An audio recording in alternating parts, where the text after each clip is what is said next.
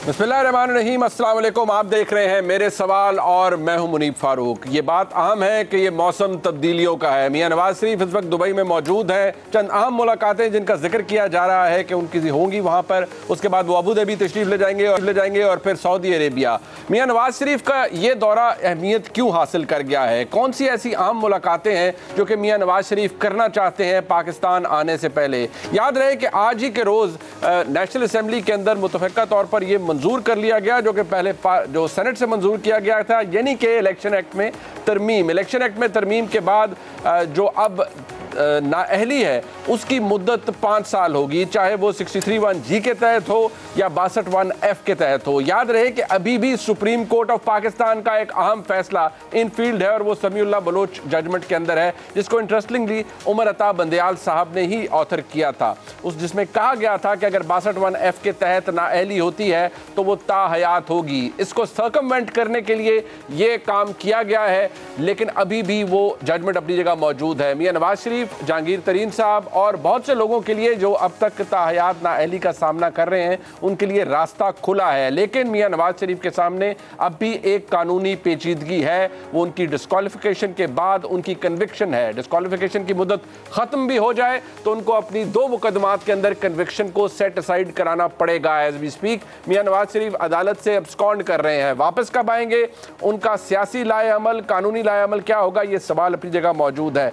एक अहम मामला मिलिट्री कोर्ट्स के हवाले से सुप्रीम कोर्ट के अंदर पेंडिंग है और ईद से पहले यानी मंगल के रोज तक उस पर कोई डेवलपमेंट होना लगभग तय है और सुप्रीम कोर्ट ने इसका इंदिया भी दे दिया है। इसमें बहुत बड़े स्टेक्स इन्वॉल्व हैं। रियासत ने अपना नैरेटिव बता दिया है, अपनी विल, अपनी इंटेंट बता दी है और बहुत ज़्यादा इफेक्टिवली डिफेंड किया जा रहा है इस पूरे मामले को कि सिविलियंस अगर 9 मई के वाक़यात में शामिल हैं तो कानून ये इजाज़त देता है कि उनका ट्रायल मिलिट्री कोर्ट के अंदर हो, पाकिस्तान आर्मी एक्ट के तहत हो। ये बात अहम है, इसके हवाले से भी बात करेंगे।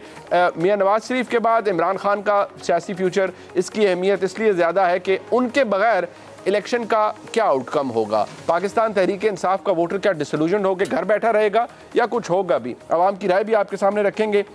आज के इस प्रोग्राम में मेरे बहुत खुसूसी मेहमान तशरीफ़ लाए हैं। उस्ताद जनाब मुजीबुर रहमान शाबी साहब हमें ज्वाइन कर रहे हैं। शाबी साहब आपका बहुत शुक्रिया। हमारे भाई जनाब सलीम साफ़ी साहब मुल्क के मुमताज़ सहाफ़ी हैं और खुसूसी शफ़क़त करते हैं हमेशा। साफ़ी साहब आपका बहुत शुक्रिया। कुछ देर में जनाब मोहम्मद मालिक साहब भी हमें ज्वाइन करेंगे, उनसे भी हम तज्ज़िया हासिल करेंगे। शाबी साहब, सबसे पहले मैं आपसे आगाज़ करना चाहूँगा। नवाज शरीफ की वतन वापसी से पहले दुबई जाना, अबू धाबी का इरादा रखना और फिर सऊदीया जाना, इसको आप किस नज़र से देखते हैं? कुछ ऐसा है जो कि वहां पर स्टिच अप करना है मियां नवाज शरीफ ने वापस आने से पहले आपके नज़दीक? देखिए, नवाज शरीफ साहब जो हैं, यानी ये एक हमें तासुर तो मिल रहा है या मैसेज मिल रहा है कि अभी तक वो पाकिस्तानी सियासत में बहुत रेलेवेंट शख्सियत हैं और बैनुल-अक़वामी सतह पर भी उनको रिकग्नाइज़ किया जा रहा है। तो मुत्तहिदा अरब अमारात में भी उनको खुसूसी प्रोटोकॉल दिया जा रहा है। इसके बाद सऊदी अरब भी वो खुसूसी इकराम के साथ जाएंगे और उसके बाद यानी वहाँ भी देखिए, इस वक्त जो पाकिस्तान की मुश्किलात हैं उसमें उसको दोस्तों के ताउन की भी ज़रूरत है। यूएई और सऊदी अरब और दूसरे ममालिक जो हैं दोस्त, उनके ताउन के बग़ैर हम अपनी मुश्किलात पर काबू नहीं पा सकते। तो एक तो उनके दौरे की इस लिहाज से भी अहमियत है, दूसरा ये है कि वो अपने सियासी रफ़क़ा से तबादला ख्याल कर सकेंगे और अपना लाहे-अमल तय कर सकेंगे। तो मेरा ख्याल जो कुछ नवाज शरीफ साहब के साथ हुआ है वो तो अब तारीख़ ने साबित कर दिया कि वो जुल्म था। अब तो मतलब उसका कोई यानी वापस लपेटा जा रहा है मामला और उनकी नाअहली जो है उसका मामला तो एक कानूनी तौर पर तो यानी ख़त्म समझिए, क्योंकि जो कानून आज कौमी असम्बली से पास हो गया है तो सदर मुमलकत तो हज पे गए हुए हैं, तो जाहिर है कि संजरानी साहब उनकी जगह हैं, वो फौरी दस्तखत कर देंगे तो 15 दिन का 20दिन का कोई इंतज़ार भी नहीं करना पड़ेगा। अब ये मामला सुप्रीम कोर्ट के सामने जाएगा कि अगर सुप्रीम कोर्ट ने तशरीह कर दी है किसी आईनी शिक की, तो क्या वो तशरीह भी आइन की तरह शुमार होगी? क्या 2/3 अक्सरियत चाहिए होगी उसको ख़त्म करने के लिए, या आम कानून भी उसे ख़त्म कर देगा। तो ये बहस तो होगी, लेकिन मेरा ख्याल जिस तरह हालात बदले हैं और मौसम बदला है और वाक़यात बदले हैं, उससे तवक्को की जा सकती है कि नवाज शरीफ साहब के लिए आसानियाँ पैदा होंगी और वो सिस्टम में वापस आकर अपना किरदार अदा कर सकेंगे। सलीम साहब, हालात बदल जाते हैं। 2018 के अंदर जो हुआ, तब्दीली आई और तब्दीली किस तरह से पिट गई, आपकी किताब भी है, और तब्दीली गले पड़ गई। तो गले तो खैर पड़ गई और शायद जिनके गले पड़ी उनको एहसास भी हो गया। बट चलें, अब उसको रिवर्स कर रहे हैं। जिस तरह शामी साहब ने कहा कि बहुत सारी चीज़ों को वाइंड अप किया जा रहा है, रिवर्सल हो रहा है, बहुत सारी जो गलतियाँ की गई थी। ऐसी सूरत हाल में आपके नज़दीक ये बड़ा अहम है, या ये आपको लगता है क्योंकि पहले भी सऊदी अरेबिया से मियां नवाज शरीफ साहब या पूरे शरीफ ख़ानदान के रॉयल फैमिली से अच्छे ताल्लुकात हैं, यूएई के अंदर उनके ताल्लुकात हैं, क्या ये रूटीन का उनका दौरा है कि वो आने से पहले मामलात को देख रहे हैं, या इसके अंदर कुछ और ऐसा भी होगा पाकिस्तान की जानिब से या मुख्तदर हल्कों की जानिब से जो कि शायद आम लोगों को नहीं मालूम, लेकिन कुछ फैसिलिटेशन यहाँ से भी प्रोवाइड की जा रही हो मियां नवाज शरीफ को? नहीं, वो तो यकीनन यहाँ से भी प्रोवाइड की जा रही हो। उनके भाई प्राइम मिनिस्टर हैं और वो 3 मरतबा पाकिस्तान के प्राइम मिनिस्टर रह चुके हैं।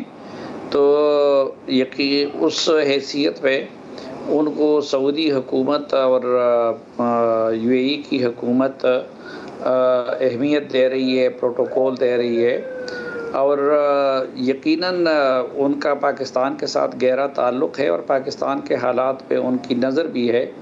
तो वो ये भी जानते हैं कि जो इलेक्शन के बाद जो सेटअप होगा उसमें भी बहरहाल इन लोगों का लीडिंग रोल होगा। तो इस नाते वो उनको की ये इज़्ज़त और इकराम कर रहे हैं। बाकी मुझे उन तफसीलात का मेरे इल्म में कुछ नहीं है कि उनके कोई डीलिंग में या इस्टेब्लिशमेंट के साथ मामलात में कोई सऊदी अरब या यूएई का अपना कोई किरदार है। लेकिन असल मामला वही है जिसकी तरफ शामी साहब ने इशारा किया कि कुछ मौसम बदला। पिछले साल के जब हुकूमत बदली उसके बाद मज़ीद तब्दीली आ गई वो हालात में नवंबर में, और फिर जो 9 मई के हादसात थे उसने फिर उस हालात की और मौसम की तब्दीली पे मोहर तस्दीक सबत कर दी।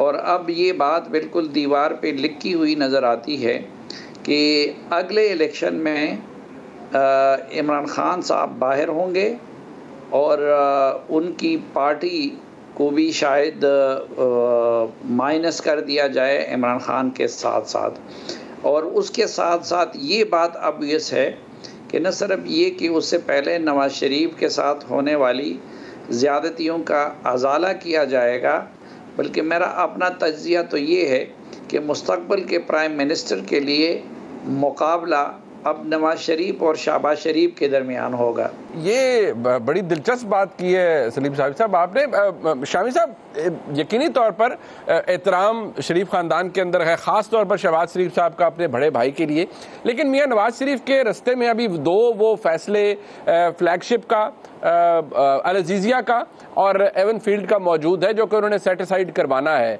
नाअहली की मुद्दत बेशक ख़त्म हो जाए और वो पूरी हो जाए, लेकिन वो कन्विक्शन अपनी जगह मौजूद हैं।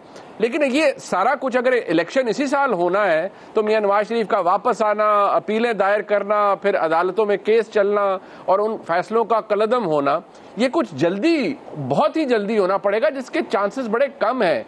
या आपको लगता है कि नहीं कुछ ऐसा हो जाएगा कि मियां नवाज शरीफ अगले इलेक्शंस के बाद वज़ीर आज़म के कैंडिडेट होंगे मुस्लिम लीग नून की तरफ से? देखिए, ये तो नवाज शरीफ साहब ही फैसला कर सकेंगे कि उन्हें कैंडिडेट होना है या शहबाज शरीफ साहब के कंधे पर ये बोझ बरकरार रखना है। शहबाज शरीफ साहब ने तो रास्ता साफ कर दिया है, वो तो उनके रास्ते की दीवार नहीं बनेंगे। लेकिन बुनियादी बात, जैसा कि आपने कहा कि नवाज शरीफ साहब सियासत में तो हिस्सा ले सकेंगे, लेकिन जो कन्विक्शन उनकी है वो उनके रास्ते की दीवार है।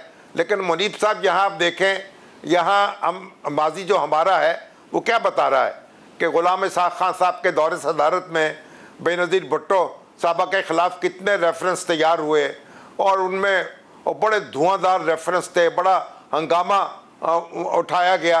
लेकिन जब वो सुप्रीम कोर्ट में जस्टिस मुनीर शेख की अदालत में पहुँचे तो मेरा ख्याल एक ही 2 या 3 दिन में 5-6 रेफरेंस जो है वो साफ़ हो गए और वो बरी ज़िम्मा हो गई।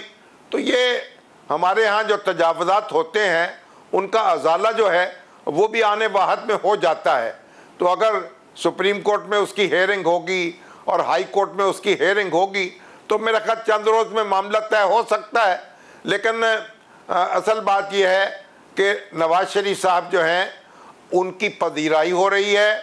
गोया ये अब मालूम हो रहा है इमरान खान साहब के दौर में जो हमारे खारजी ताल्लुकात हैं वो भी मुतासर हुए थे और हमारे दोस्त ममालिक जो हैं वो भी हमसे फासले पे चले गए थे। तो वो ये रफू कर रहे हैं और ये पैबंदकारी का काम जो है वो नवाज शरीफ कर रहे हैं। ये मैसेज जा रहा है कि गोया वो मुल्क की क़यादत की सलाहियत रखते हैं।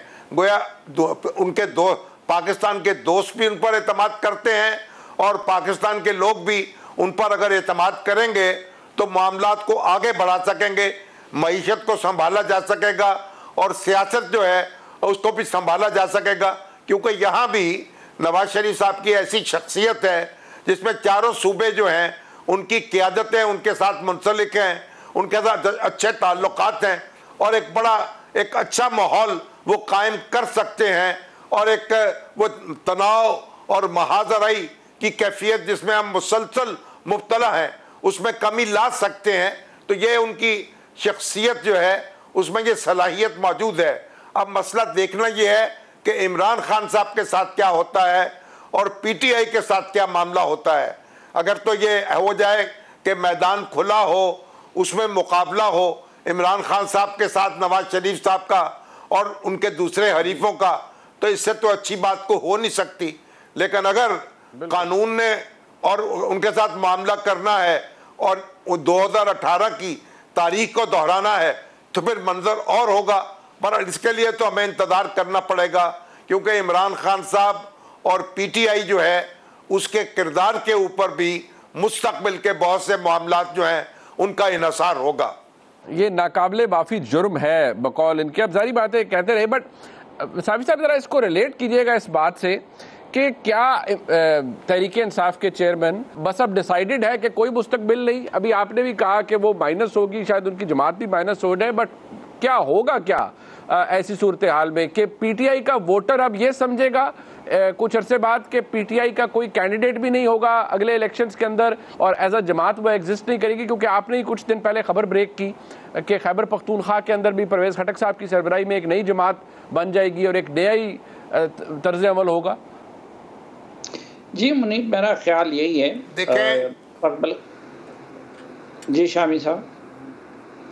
जी साफी साहब आप फरमा लीजिए, फिर मैं शामी साहब बोल रहे हैं, मैं सुन रहा हूँ जी। देखिए कल का हाल तो अल्लाह जानता है और पाकिस्तान में बाज़ औक़ात बहुत मौजज़ाना तौर पर हालात बदल जाते हैं। लेकिन इमरान खान साहब का जहाँ तक मामला है तो आप देखें कि पिछले इलेक्शन से पहले भी उनके ख़िलाफ़ कई केसेस ऐसे थे, मसलन पार्टी फंडिंग केस था और भी इस तरह कई सारे केसेस थे कि अगर उस वक़्त की इस्टेब्लिशमेंट उनको नाजायज़ तौर पर अदालतों से और इलेक्शन कमीशन से ना बचाती तो वो पिछले इलेक्शन से पहले भी ऑब्वियस था कि उनको सज़ाएँ हो जाती। अब उनके ख़िलाफ़ जितने ज़्यादा मुकदमात हैं और उन मुकदमात में एक बड़ी तादाद मैच्योर भी हो चुकी है, तो उसमें ये नामुमकिनात में से नज़र आता है कि वो तमाम मुकदमात में से बरी हो जाएंगे, किसी न किसी में वो ज़रूर नाअहल और डिस्क्वालीफाई होंगे। और फिर 9 मई के बाद बिल्कुल पाकिस्तानी इस्टेब्लिशमेंट उनको इल्ताफ़ हुसैन की तरह डील कर रही है और इल्ताफ़ हुसैन की तरह उनको वो समझ भी रही है। और जो लोग उनके साथ हैं उनको यही पैगाम मिल रहा है कि उनका रवैया पाकिस्तानी फ़ौज के साथ अल्ताफ़ हुसैन से भी बढ़कर इंडिया की तरह रहा, और जो लोग उनके साथ रहना चाहते हैं तो उनको उसी तरह ट्रीट किया जाएगा रियासत की तरफ से जिस तरह की इंडिया के साथ खड़े लोगों को ट्रीट किया जाता है।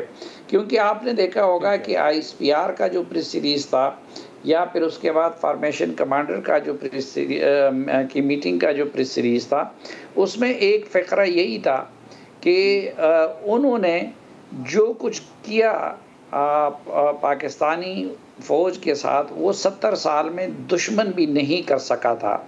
तो उनको जब इस तरह ट्रीट किया जाएगा तो इन हालात में ये मुमकिन नज़र नहीं आता कि इमरान खान साहब इलेक्शन में होंगे और वो जेल में नहीं होंगे और वो उनको सज़ा नहीं हो चुकी होगी। फिर उनकी पार्टी की अक्सरियत उन लोगों पे मुश्तमिल थी कि जो ख़ुद इस्टेब्लिशमेंट ने उनको हवाले की थी।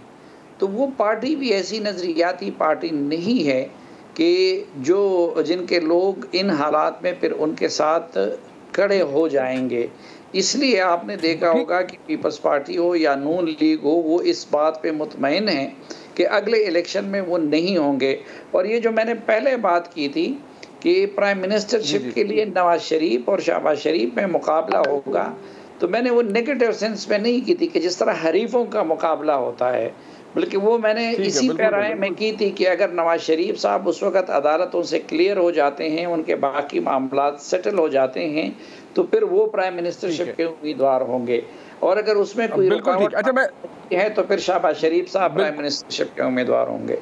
ठीक है, मोहम्मद मालिक साहब ने भी ज्वाइन किया। मालिक साहब बहुत शुक्रिया सर। ये फरमाइएगा, ये मिलिट्री कोर्ट्स के हवाले से मामला सुप्रीम कोर्ट में है एज यू नो, और ये भी कहा जा रहा है कि वो मंगल तक शायद उस पर कोई फैसला भी आ जाए। ऑल्दो आई स्टिल फील कि अभी भी वकला कुछ हैं जिनके दलाइल आने हैं, वज़ीर आज़म के वकील का आना है और दलाइल शायद थोड़े लंबे भी हो सकते हैं। बट जो इंटेंट जाहिर की जा रही है पूरी रियासत की जानिब से, ख़ास तौर पर इस्टेब्लिशमेंट की जानिब से, वो तो बड़ी क्लियर है कि अब ऐसे ही होना है और इसी तरह से ही सिविलियंस का ट्रायल होगा। बट अगर कोई फैसला इसके खिलाफ आ भी जाता है तो आपको लगता है वो कोई मानेगा इस वक्त जो माहौल है, और या उसका फेट भी वही 14 मई के इलेक्शन की डेट वाला होगा? अस्सलाम वालेकुम। पहली बात तो ये है कि दो चीजें देख लीजिए। एक तो राना सनाउल्लाह साहब का बयान पहले ही आ गया। उन्होंने कहा कि जिस बेंच को आने वाले चीफ जस्टिस से ही मानते उसको हम क्या माने, उसके फैसले वो नहीं मानते तो हम क्या माने।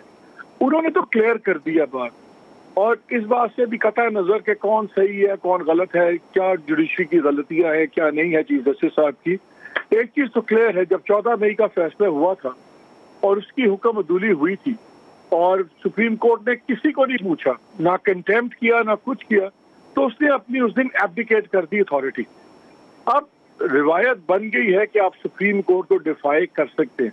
मैं उस दिन एक जज साहब, फॉर्मर रिटायर्ड जज से पूछा था, वो जज बने थे जब इफ्तिखार चौधरी साहब थे चीफ जस्टिस, तो इन्होंने ये हाईकोर्ट के जज बने और उन्होंने मुझे किस्सा सुनाया। उन्होंने कहा कि जी हम गए चीफ जस्टिस के पास, हमने कहा सर कोई मशवरा दे, तो कहते हैं हमें इफ्तिखार चौधरी साहब ने कहा कि कभी वो फैसला ना करो जो तुम इम्प्लीमेंट ना करवा सकते।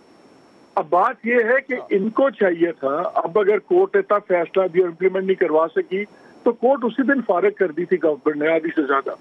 अब we are at the same point once again. अब ये करते हैं तो फिर कोर्ट तैयार हो कि अगर आप किसी ने फैसला ना माना तो हम कंटेम्प्ट में बुलाएंगे, रगड़ेंगे। अगर आखिरी 2 माह के अंदर अगर इतने बड़े फैसले कर रहे हैं चीफ जस्टिस लेड बेंच, और जो अगेन उन्होंने एक अपनी चॉइस का बेंच बनाया हुआ है, so unless they are willing to go push the envelope, ये बिल्कुल वहीं पे चीज होगी।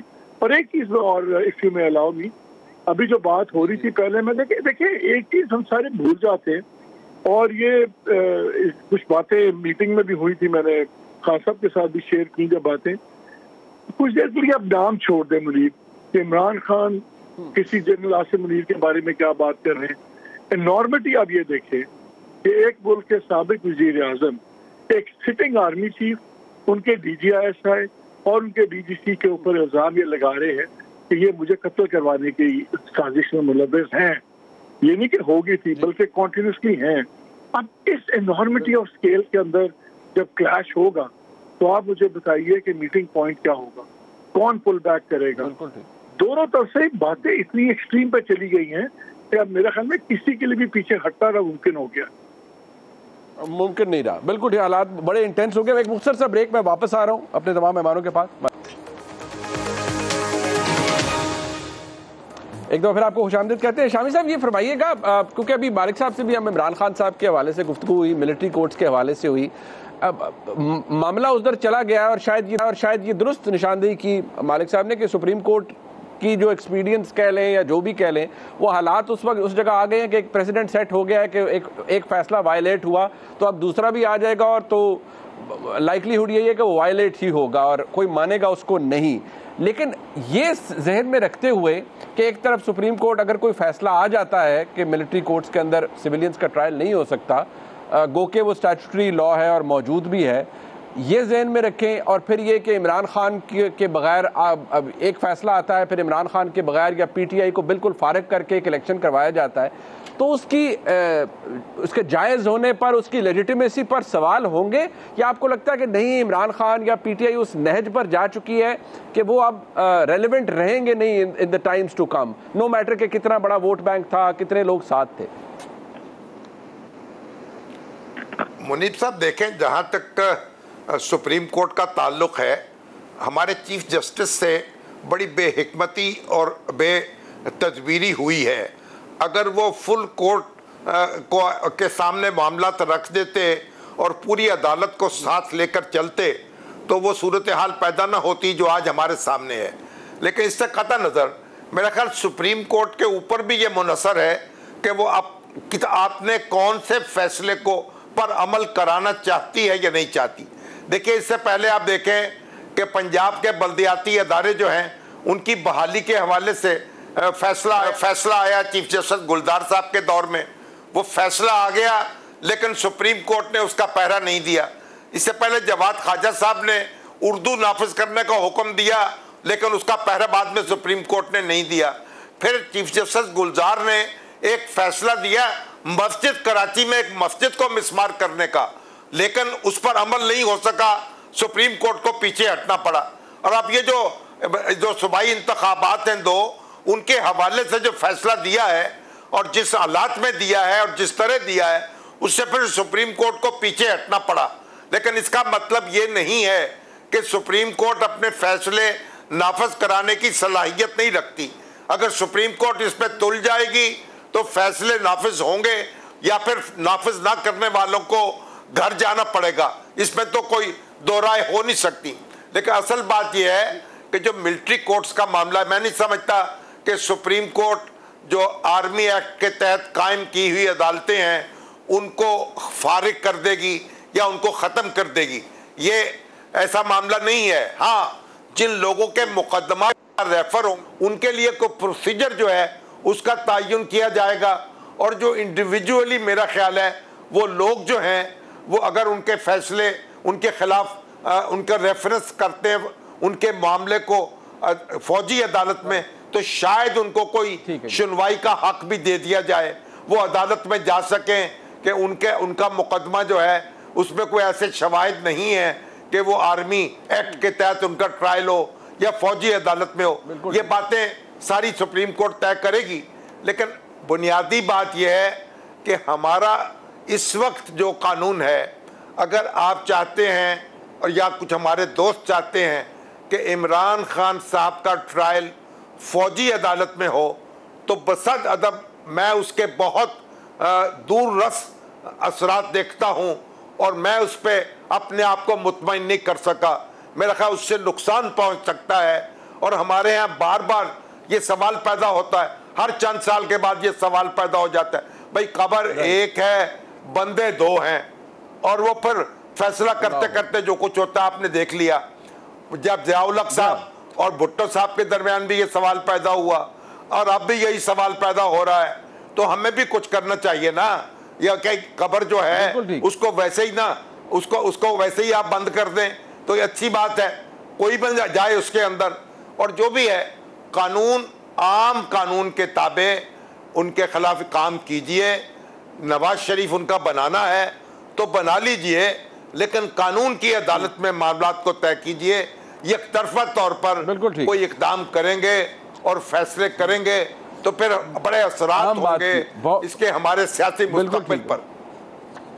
ठीक, बहुत शुक्रिया जनाब मुजीबुर रहमान शामी साहब का, जनाब सलीम साफी साहब का और जनाब मोहम्मद मालिक साहब का। ये थी कि जो आज के मामलात के हालात हैं उन पर एक बड़ा बेलाग और बग़ैर किसी रोक टोक के एक तज्ज़िया और हालात आपके सामने पेश किए जाएँ, वो मेरे तमाम मौजूद मेहमानों ने दिया।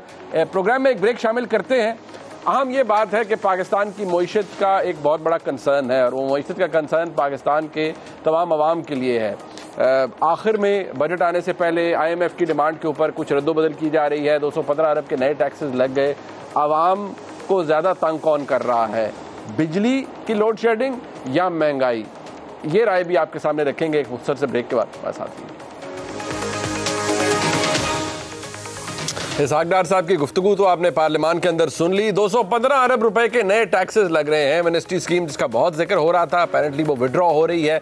IMF डील के या 9th रिव्यू के हम करीब जा रहे हैं, लेकिन इसहाक डार साहब गुज़िश्ता रोज़ भी ये फरमा रहे थे अगर हो गया तो 100 बिस्मिल्लाह, नहीं तो काम तो चल ही रहा है। पाकिस्तान की मईशत के इस वक्त क्या हालात है, मतलब ओवरऑल इन्फ्लेशन क्या है, पिछले कुछ दिनों के अंदर क्या हुई इसका एहसास आपको और मुझे बहुत अच्छे तरीके से है। अगर पाकिस्तान को इस जो मसाइल हैं उनका अगर आप अहाता करें और सिर्फ वो रिपोर्ट जो कि दुनिया के जो मालियाती इदारे हैं वो पाकिस्तान के बारे में जब जनरेट करते हैं तो वो क्या कहते हैं। अब अगर वर्ल्ड बैंक की 2023 की रिपोर्ट को आप देखें, उसके मुताबिक जो पाकिस्तान के पब्लिक सेक्टर कॉर्पोरेशंस हैं या पब्लिक सेक्टर एंटरप्राइजेज हैं, उनका जो मुनाफा कमाने का तनासुब है वो इस पूरे रीजन के अंदर सबसे कम है।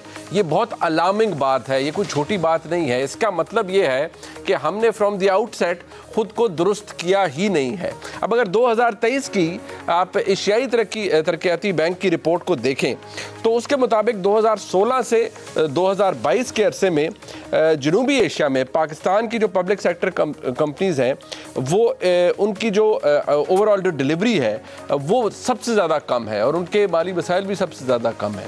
ये एक बड़ी अलार्मिंग बात है और आप इस मईशत की ज़ुबू हाली का अंदाज़ा इस बात से भी लगा सकते हैं कि ऑडिटर्स की रिपोर्ट है कि अप्रैल 2023 में ये रिपोर्ट बाय द वे सामने आई, जिसमें ये कि पाकिस्तान स्टील मिल्स अगर 2022 तक का जून तक का उसका खसारा देखा जाए तो वो 206 अरब रुपए से बढ़ चुका है। लेकिन इससे भी ज़्यादा मज़ाक़ खेज़ बात यह है कि ये पाकिस्तान स्टील मिल्स पिछले 8 साल से बंद है, लेकिन अब भी 2607 एम्प्लॉइज़ को तनख्वाह मिल रही है।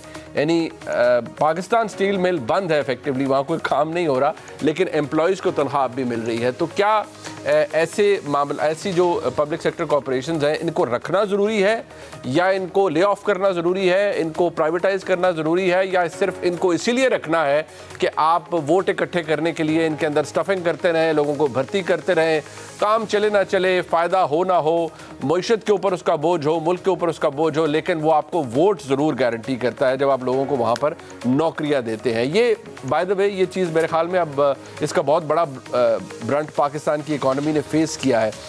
ओवरऑल पाकिस्तान के अंदर इस वक्त मईशत से ज़्यादा तंग है, यानी महंगाई से ज़्यादा तंग है, या आजकल की गर्मी के बाद लोड शेडिंग से ज़्यादा तंग है। एक टेस्टमेंट है हमारे सामने, लोग क्या कह रहे हैं सुनिए, फिर हम आपके सामने एक बाकायदा एनालिसिस पेश करेंगे। खुर्रम हुसैन साहब हमें ज्वाइन करेंगे, पहले ये सुन लीजिए। दोनों से तंग है, लोड शेडिंग से भी, महंगाई से भी, ये हमारी किस्मत में लिखा हुआ है। महंगाई से भी तंग है, लोड शेडिंग से भी तंग है, सब कल बिजली नहीं है, कभी महंगाई नहीं, जब घर जाता है तो कभी आटा नहीं, कभी घी नहीं, कभी दाल नहीं। महंगाई जितना ज्यादा है उससे ज्यादा लोड शेडिंग है और दोनों ने हमें बुरा हाल कर दिया है। 8-8 घंटे लोड शेडिंग हो रही है और यकीन माने बच्चों को गर्मी दाने निकल चुके हैं और गर्मी दानों के लिए अगर कोई चीज़ क्रीम लेंगे, पाउडर लेंगे, फिर महंगाई की बात आ जाती है। अब बताएं इंसान जाए कहाँ। 12 घंटे लाइट है, 12 घंटे लाइट नहीं है, 1-1 घंटे लाइट जाती है, 1-1 घंटे लाइट आती है। घर में बंदा बैठ नहीं सकता, बाहर निकलो तो बाहर बाजार ने बेदार किया हुआ है, महंगाई ने बेदार किया हुआ है, बंदा कहाँ जाए यार। गरीब आदमी का जीना इस वक्त बहुत दुश्वार हो गया है और क्या करे, खुदकुशी बचती है, उसके अलावा वो उसके पास और तो मेरे हिसाब से कुछ नहीं है। जब तक मराद याफ्ता तबका मौजूद है उस वक्त तक आम आदमी को कोई फायदा नहीं होता। खुर्रम हुसैन साहब हमारे साथ मौजूद हैं, किसी तारुफ के मोहताज नहीं, बिजनेस जर्नलिस्ट हैं, इकॉनमी को भी कवर करते हैं। खुर्रम साहब बहुत शुक्रिया आपका। पता नहीं अब इसकी बड़ी सख्त मिसालें तो वैसे दी जा सकती हैं, लेकिन जो हम IMF के साथ करते रहे हैं या IMF हमारे साथ कर रहा है अभी तक एज वी स्पीक, और उसके बाद फिर हमने जो रिफॉर्म्स कर रहे हैं, 215 अरब रुपए के नए टैक्स लगा रहे हैं, तो पता नहीं इसकी मिसालें तो बड़ी बड़ी सख्त निकलती है। But how do you valuate this? हमारा प्रॉब्लम क्या है खास तौर पर इस हुकूमत का? How are we dealing with IMF? Muneeb, मुझे नहीं लग रहा कि we are even dealing with the IMF, frankly speaking. ये लास्ट मिनट पे आके एकदम से हबड़ दबड़ में नए टैक्सेस पास किए जा रहे हों, IMF के साथ एग्रीमेंट कंप्लीट करने के लिए अब हमारे पास कितने, मंडे, ट्यूसडे, वेडनेसडे, थर्सडे, ये 4 दिन रह गए हैं सिर्फ। थर्सडे को उनका लास्ट IMF की एग्जीक्यूटिव बोर्ड का कैलेंडर है, और उसके आई थिंक कोई 3 दिन बाद ये प्रोग्राम ही एक्सपायर हो रहा है। तो इतने लास्ट मिनट पे आके 200 अरब रुपए के टैक्सेस पास किए जा रहे हों, पेंशन रिफॉर्म के अनाउंस किए जा रहे हों, ये कोई तरीका नहीं होता मईशत चलाने का। और ये वाली हुकूमत कर रही है। इनसे पिछली जो हुकूमत थी उन्होंने भी फरवरी में आके इतनी जल्दबाजी में लास्ट मिनट पे स्टेट बैंक अमेंडमेंट एक्ट जो है वो पास कर रहे हैं, और मुझे एग्जैक्ट नंबर भूल गया, लेकिन एक और मिनी बजट वो भी पास कर रहे हैं लास्ट मिनट पे। ये जनवरी 2022 की बात है। तो ये हमारी तारीख रही है in a sense, although I think in 2 मौकों पे, जनवरी 2022 और आज जो हो रहा है, ये तो हमने अपनी तारीख का एक रिकॉर्ड सेट कर दिया है कि लास्ट मिनट पे आके हबड़ दबड़ में इधर उधर भागते हुए यहाँ से कुछ खींचा, उधर से कुछ खींचा, और कोशिश कर रहे हैं कि बस जिस हद तक हम लोग कुछ शराइत पूरी कर लें। और अभी भी कोई कंफर्म नहीं है कि इसकी वजह से प्रोग्राम रिवाइव हो जाएगा या नहीं होगा, क्योंकि अभी तक उन्होंने पूरी तरह से मीट नहीं की वो कंडीशंस जो सेट की गई थी। टुवर्ड्स द एंड, खुर्रम साहब, ये जो आपने बताया ये मेरे लिए या पाकिस्तानियों के लिए बड़ा अलार्मिंग है। बट देन अगेन इसहाक डार साहब, not only does he castigate people like yourself, I mean obviously your colleagues, the economists who talk like this कि ये होने जा रहा है, वो कहते हैं आप डूम्सडे दिखाते रहते हैं लोगों को कि ये हो जाएगा, डिफॉल्ट हो रहा है। इंशाल्लाह पाकिस्तान डिफॉल्ट नहीं होगा, बिकॉज ऑब्वियसली मेरा भी कंसर्न है, आपका भी है, बट वो क्रिटिसाइज करते हैं कि ये आप लोग टांगे खींचते हैं और कोई अच्छी बात नहीं बताते, डूम्सडे पिक्चर हमेशा पोर्ट्रे करते रहते हैं। If you can briefly address this कि कोई तो इसहाक डार साहब के पास ज़हन में होगा ना, obviously he wouldn't want the country to sink or the economy to sink. नहीं, obviously he wouldn't, लेकिन मैं अभी अपने आप से ये पूछ रहा हूं कि क्या डार साहब अपनी टर्म खत्म होने के आगे का सोच भी रहे हैं या नहीं। उनकी तो टर्म मिड अगस्त में खत्म हो रही है, और डार साहब ने यही चीज की थी 2016 में, जब तब भी हम लोग हालांकि इतने बुरे हालात पे तो खैर नहीं पहुंचे थे, लेकिन डायरेक्शन हमारी इसी तरफ लग चुकी थी। कोई नवंबर दिसंबर 2016 से पाकिस्तान के फॉरेन एक्सचेंज रिजर्व्स गिरने शुरू हुए थे। जुलाई 2017 तक खतरे की घंटियां जो थी वो स्टेट बैंक ने खुद बजानी शुरू कर दी थी। और आपको याद होगा एक दिन था जहां पे स्टेट बैंक ने एकदम से अपनी तरफ से रुपये को डिवैल्यू किया था, और डार साहब ने शदीद डांटा था उनको on the air, TV channel के सामने खड़े, टीवी कैमरास के सामने खड़े होकर स्टेट बैंक को डांटा था कि ये क्या कर दिया आपने। और तब भी हम लोग उनको यही बताने की कोशिश कर रहे थे कि ये मईशत जिस तरह आप चला रहे हैं ये तबाही की तरफ जा रही है, और वो तबाही आई इवेंचुअली। वो जुलाई 2018, जुलाई अगस्त और सितंबर 2018 जब पीटीआई गवर्नमेंट आई थी और वो कहते थे कि ये क्राइसिस हमने क्रिएट नहीं किया, हमने इनहेरिट किया, वो दुरुस्त कहते थे। लेकिन तब भी डार साहब ही कह रहे थे कि यार look at the bright side of things, आप पॉजिटिव चीज़ों को भी देखें, हमारी ग्रोथ इतनी ज़्यादा हो रही है, फलानी चीज़ इतनी ज़्यादा हो रही है। भाई जब आपकी मईशत में फॉरेन एक्सचेंज रिजर्व्स ख़त्म हो जाएंगे तो ये सारी बाकी चीज़ें भी ख़त्म हो जाएंगी, उसके साथ साथ एक इम्पोर्ट डिपेंडेंट इकोनॉमी है। बहुत शुक्रिया। खुर्रम हुसैन साहब हमारे साथ मौजूद थे, बड़े मुश्किल हालात की तरफ इशारा कर रहे थे। ये एक बड़ी अलार्मिंग सी सिचुएशन है पाकिस्तान के लिए। अगेन इसहाक डार साहब और मैं भी यही एतबार करना चाहूँगा जब वो कहते हैं कि इंशाल्लाह पाकिस्तान की इकॉनमी डिफ़ॉल्ट नहीं करेगी, पाकिस्तान कभी कर ही नहीं सकता डिफ़ॉल्ट, हमारे बिलियंस ऑफ डॉलर्स के हमारे एसेट्स हैं, बिल्कुल हैं, लेकिन मुल्क सिर्फ एसेट्स की वजह से तो शायद नहीं चलता, फॉरेन एक्सचेंज रिजर्व्स आपके पास कितने हैं उससे भी बहुत फ़र्क पड़ता है। बहरहाल ये हालात हमारे सामने हैं और हमने आपके सामने पेश किए। प्रोग्राम आपने देखा, देखने का बहुत शुक्रिया। खुदा हाफ़िज़।